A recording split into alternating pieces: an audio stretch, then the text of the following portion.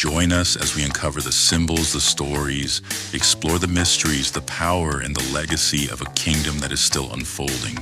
This is a journey where history, prophecy, power, and people converge, and the story is still being written, from ancient kingdoms to the spaces where modern voices meet. Voices that refuse to be silenced, part of a heritage that continues to shape the present.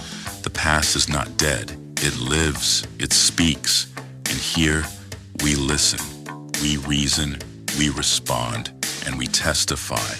We dive into ancient truths, symbols, and signs still relevant today. The scepter has not departed, the mystery is not lost, and the kingdom, it is still unfolding, one episode at a time. This is more than a podcast. It's a return to the source. Welcome to the Scepter of Zion, where ancient truths meet modern voices. And now, to conversations, truth, and power, the scroll begins to open. And here to guide us through the gates, your trusted voice and seasoned guide, a voice for the remnant, your host, Ruben B.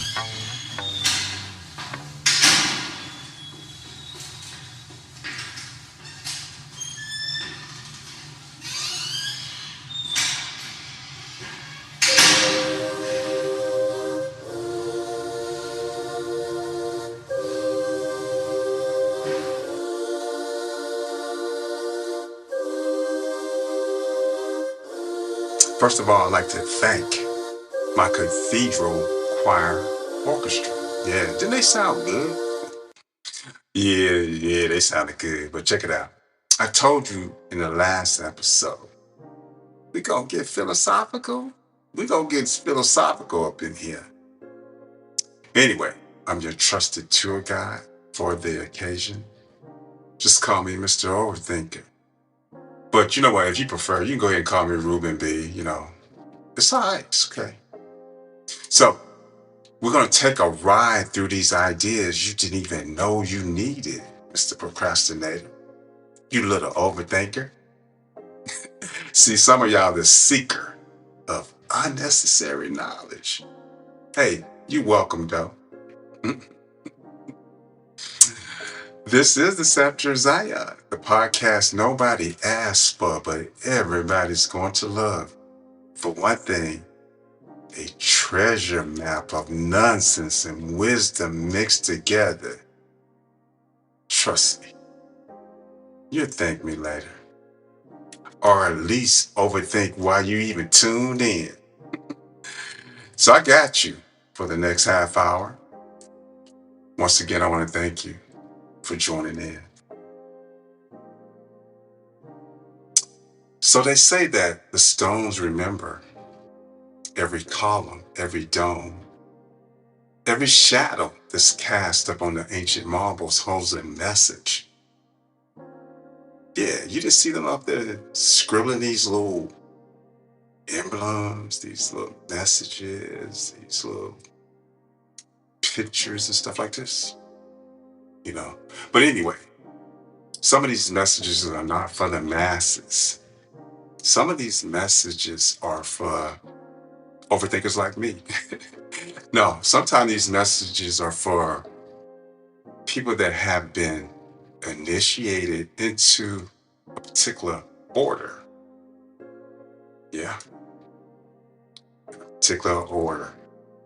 So in Italy, Greece, and Malta, the reason why I'm just keep talking about these three places is because some of these buildings, they are whispering of secret society, stolen wisdom, of spiritual blueprint coded into their architecture, into their domes, into their marbles.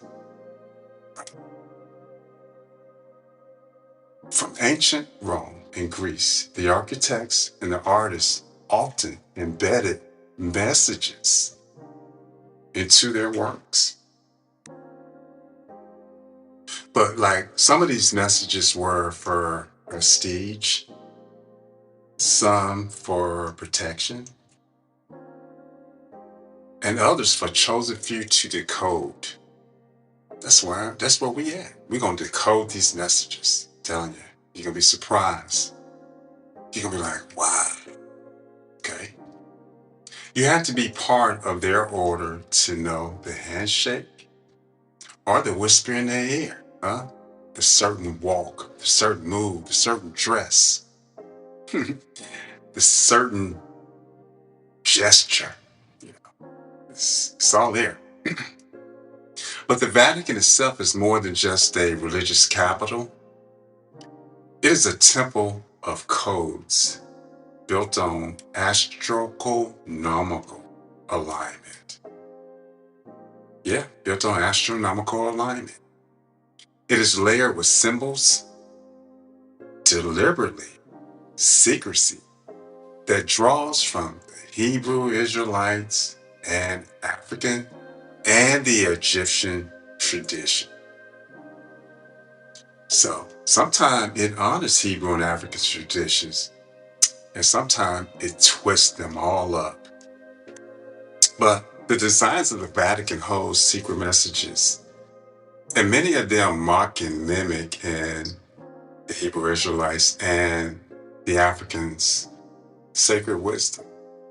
Yeah, that's just what they did. Mock and mimic. But there is a quote which says, what they built, what they buried. They say all roads lead to Rome, but in Vatican City, the roads, the columns, the domes, and the shadows don't just lead somewhere, they say something. If you know how to read the designs, you'll see what they worship and exactly what they're hiding. So right now, you're stepping right into the epic center of these hidden messages, power, and spiritual symbolism. So tonight, we're going to decode what they built, what they buried, and what they hoped you would never see or understand. So welcome to this journey. In this episode, we'll explore the hidden messages of the Vatican and beyond. The Jesuit influence, the Egyptian obelisks. Say it. Obelisk. Yeah, we want to explore that. They're sitting inside the Roman plaza with sacred geometry in Greek temples and the flooring that's on the cathedral floors there. The mystery schools that seeded the Western civilization and Western philosophy. So what's going to follow is a blend of history, symbolism, and interpretation. Some accounts are documented facts. Some of them have like esoteric tradition. Some is speculation, right? So listen with curiosity and decide for yourself. Because we're going to bring it to you. That's what we're going to do.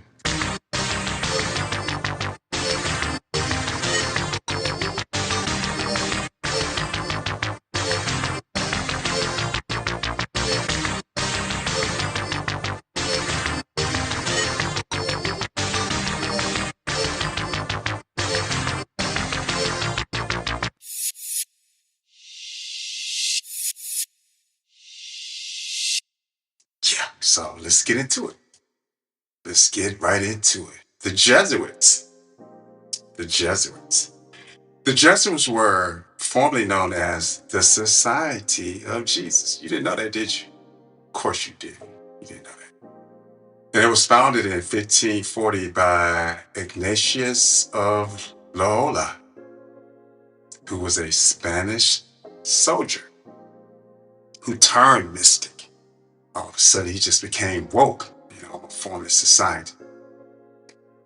Well, anyway, the Jesuits were known for their covert mission, their intellectual prowess.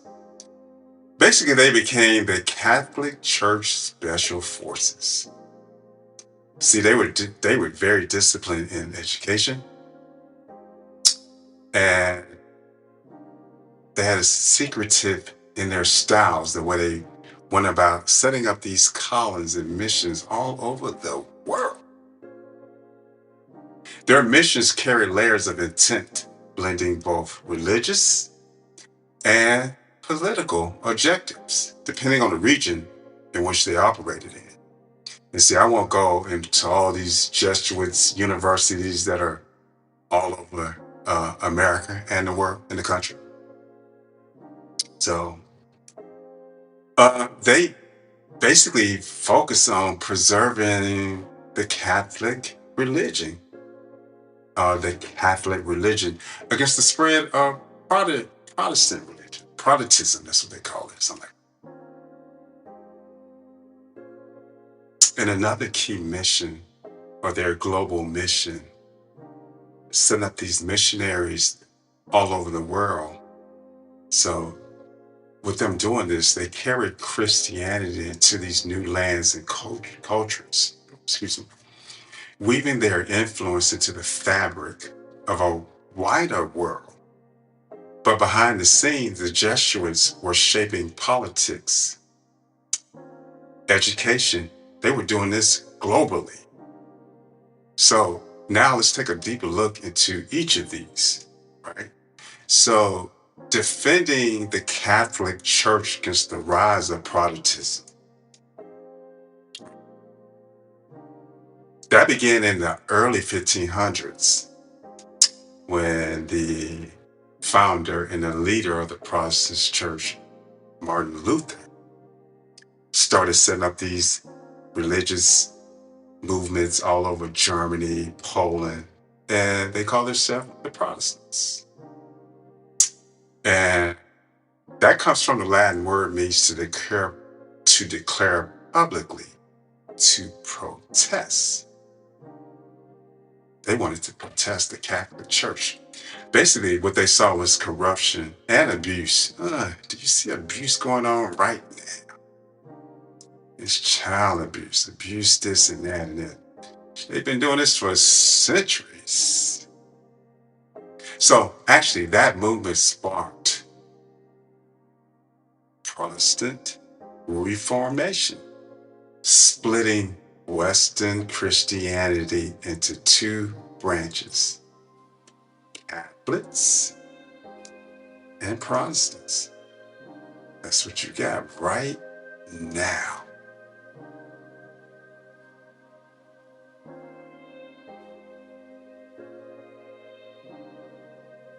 So the Jesuits, they like the special forces of the Catholic Church.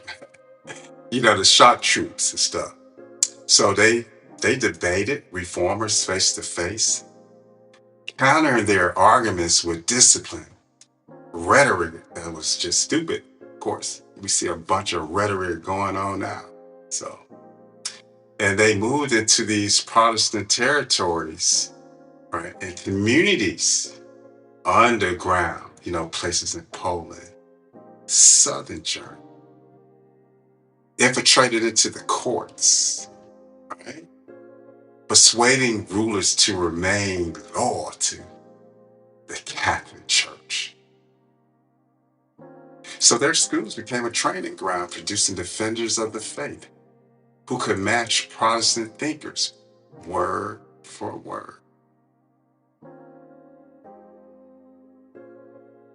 So behind this curtain of religion, the Jesuits were political players, shaping politics, advising kings, and influencing empires all over the globe, particularly in Europe, defending Catholicism. Right? Say it.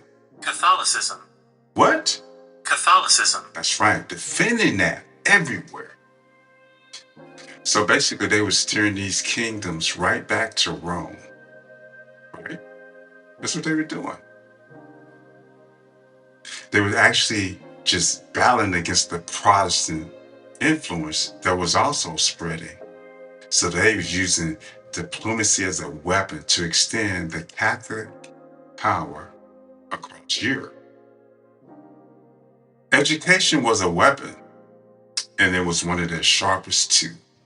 They're like, get up in there and learn, boy. Learn something to help this cause. So they built these universities and schools that will rival Protestant academies. They trained them not only just how to be priests.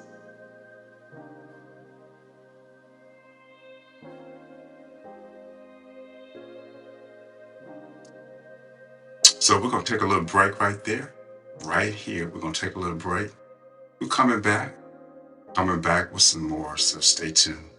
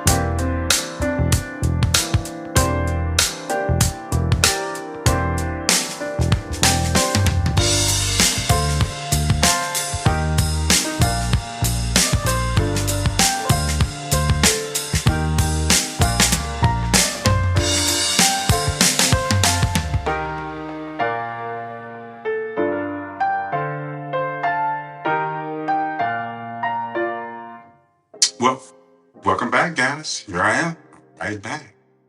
So just like I was saying, that not only were they training their students, or particularly the male students, how to be priests, but they were also training their sons to be leaders, to ensure the future rulers and decision makers were deeply tied to Catholic teaching. Knowledge itself became a mission. It should become a mission to you too, knowledge. Make that your mission. It's not impossible. Anyway, to shape their minds to the future, learning became a weapon. Learning should be a weapon. I like that logo. I like that slogan. Learning should be your weapon. Wow. Okay. But on a global scale, the Jesuits were cultural ambassadors. And what I mean by that, they traveled globally. Asia, Africa, and of course the Americas. America, if you want to call it. So, but they did more than just preach on their missions. They mastered the local languages. In China, they mastered that language. They spreaded Catholicism, I think I said that wrong, Catholicism across Latin America. Say it. Catholicism. What? Catholicism. They spread it across Latin America. 90% of that country is Catholic. Because you know what? They built schools that basically outlast empires, outlasted government. One thing is that they studied the language, incorporated into their local customs there. So they blended in there Catholic symbols, native tradition. They left a mark in faith, in cultural, everything, exploration. They left their mark there. But also their influence provoked fear. Monarchs in France and Spain, you know, their European buddies and stuff, they was very fearful of the Jesuits. Like I told you, they was like the Rambo of the Catholic Church. But Portugal expelled them. Said, hey man, y'all gotta go. Just pack your stuff, get up on that boat. Get on up on out of here. Get on out of here. They had to tell them, hey, man, y'all got to go. But one thing, man, they had a lot of power over there. The Jesuits' mark still endures in their architect. Now check this out. So, the Church of Jesus in Rome. Check out how they spell it. Gesu. It's a big sanctuary. But it's not just a sanctuary. It is also a declaration. It's sealing, it's swirled with vision of triumph. The geometric encoded authority. Every line whispers the same message. The order of the mission is to dominate through education, mysticism, and control. But see, that's only the beginning. Because across Europe, the Jesuit church became the blueprint of influence. Wow. The blueprint.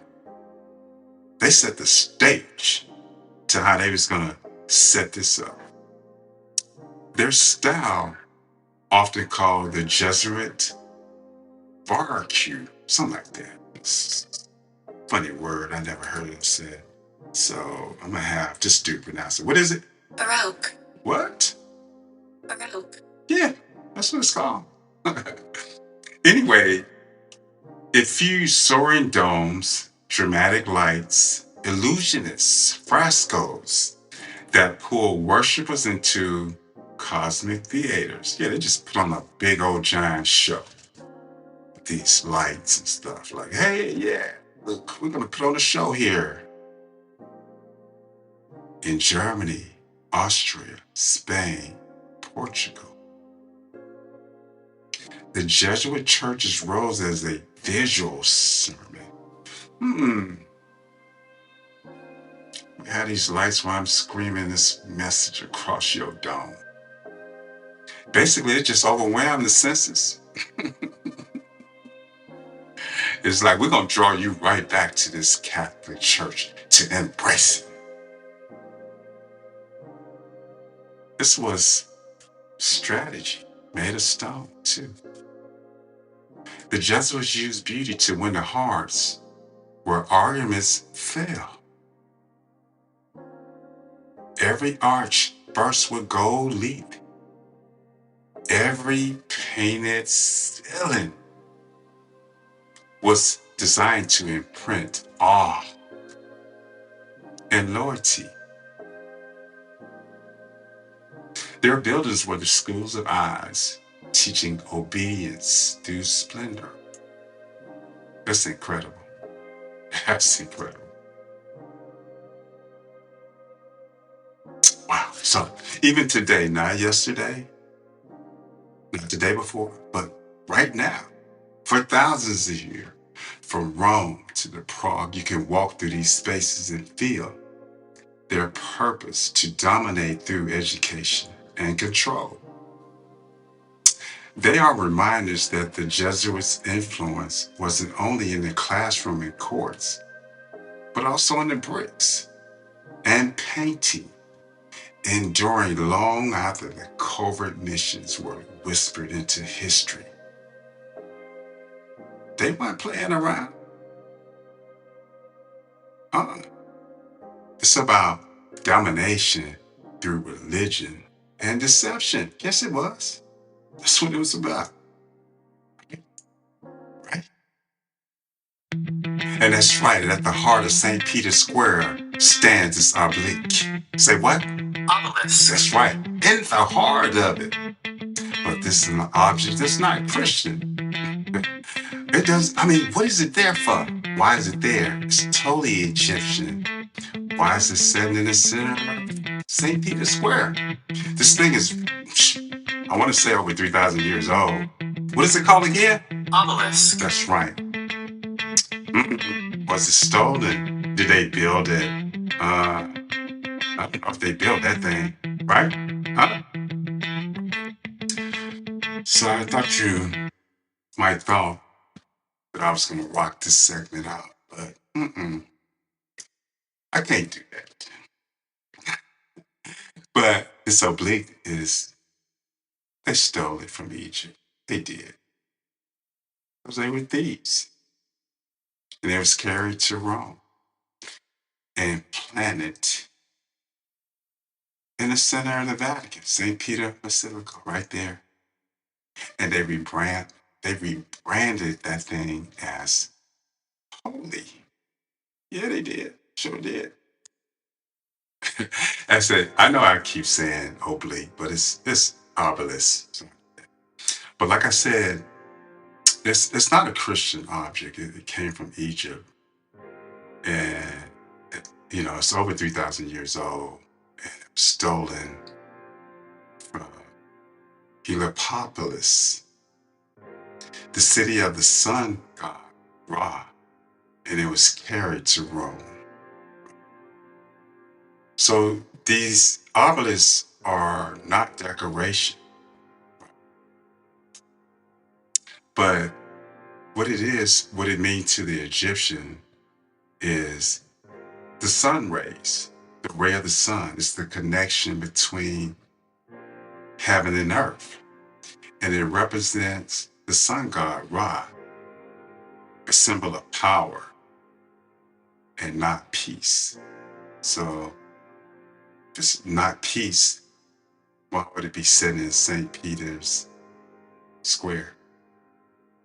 So, but in all actuality, the Vatican did blend ancient pagan sun worshippers with modern religion and imagery. So they took some of this Kemet spiritual science, which is from Egypt. They took it with Rome dominance. So the Kemet is the ancient name for Egypt, called the Black Land. The Greeks are the one that named it Egypt. Now, that's a whole nother lesson to get down to the true and correct name. Okay? And one day we'll dive into that, and you're gonna be like, oh my goodness. Wow. St. Peter's Square, the obelisk became the sundial needle of a vast sundial clock. The plaza itself is a solar calendar, and it is astronomy disguised as architect. It's pagan science wrapped into a Christian role, point blank. So the Romans, or Rome, did not create sacred power. It took it, disguised it up, tried to hide it. Yeah, they did. So now these modern voices are coming along, cracking this code. Basically, open your eyes up to something that you're looking up and think is this, it means this, but it means something totally different.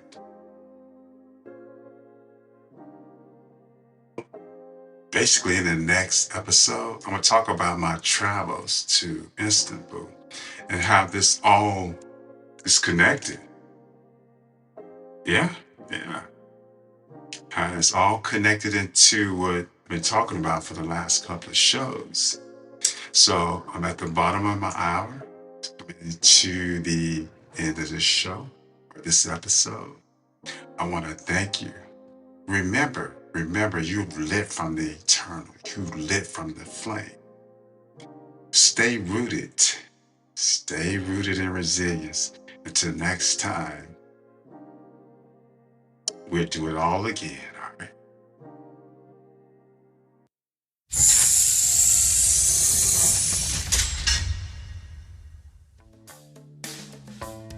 Thank you for listening to this week's episode of the Scepter of Zion. If something stirred your spirit, sparked a memory, or whispered truth into your soul, don't keep it to yourself. Share it, speak it, walk in it. We invite you to invite others into the conversation, into the unfolding. This is more than a podcast. It's a movement returning to the root and rising with the call. Until next time, hold the line, guard the flame, and never forget who you are. Because the kingdom isn't coming, it's already here and rising, one voice at a time. You've been listening to the Scepter of Zion, a Kingdom of Shalom production. Subscribe, share, and join us as Zion rises again.